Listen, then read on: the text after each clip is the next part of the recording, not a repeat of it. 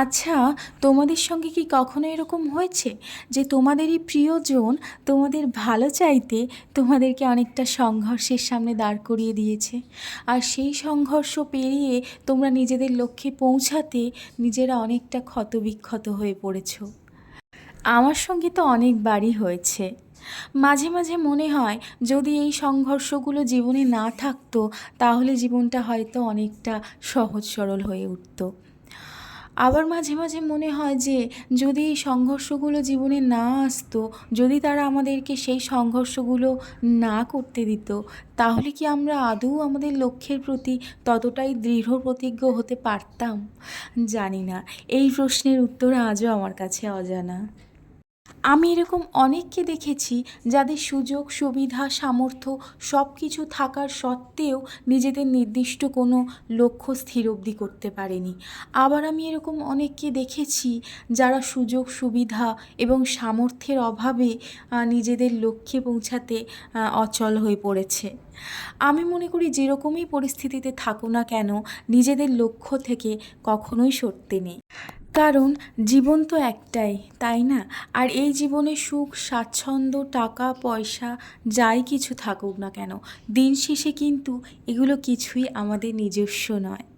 একমাত্র আমাদের একান্ত নিজস্ব বলতে সেগুলোই হয় আমাদের শিক্ষা সংস্কার এবং আমাদের কাজ।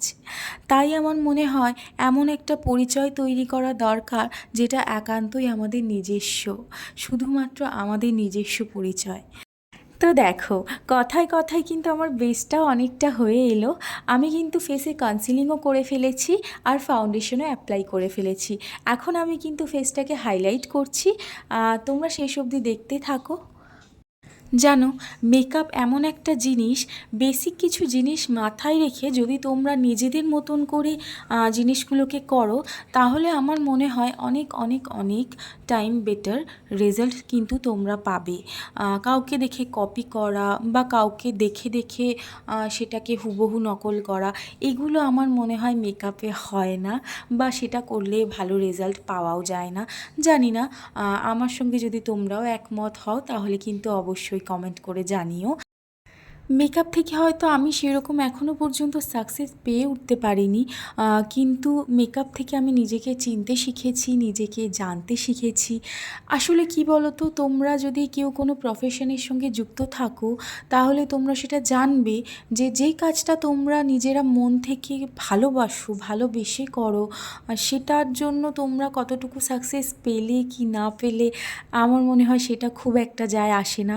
আমার জন্য তো আসে না, কারণ মেকআপটা হলো আমার কাছে একটা ভালোবাসা, একটা ইমোশান, একটা সাধনা বলতে পারো তোমরা। হ্যাঁ, অবশ্যই সাধনা, মেকআপ অবশ্যই সাধনা আমার কাছে। জানি না ভবিষ্যতে কতটুকু এটা নিয়ে আমি সাকসেস পাবো, কিন্তু মেকআপ আমি করব। মেকআপ আমি মন থেকে কোনো দিনই মুছে ফেলতে পারবো না, পারিনি আর পারবও না। অনেক রকম, তাই জন্যই হয়তো অনেক রকম বাধা নিষেধ থাকা সত্ত্বেও আজকের আমি মেকআপটাকে ভুলতে পারিনি, সেটাকে নিজের মধ্যে বাঁচিয়ে রেখেছি। জানি না কতটুকু ফিউচারে সাকসেস পাবো, কিন্তু চেষ্টা করে যাচ্ছি। তোমরা সবাই পাশে থেকো, তাহলে অবশ্যই আমি এগিয়ে যেতে পারবো। তো এই হলো আমার ফুল লুক, তোমরা সবাই দেখো। মেকআপটা আশা করছি তোমাদের খুব ভালো লেগেছে লুকটা। ভালো লাগলে অবশ্যই কিন্তু কমেন্টস করে জানিও, তাহলে আমার খুব ভালো লাগবে। আজকের কিন্তু অনেক জ্ঞানও দিয়ে ফেললাম আর অনেক বকবকও করে ফেললাম। তো আবার অন্য কোনো ভিডিওতে দেখা হবে, ততক্ষণ পর্যন্ত টাটা।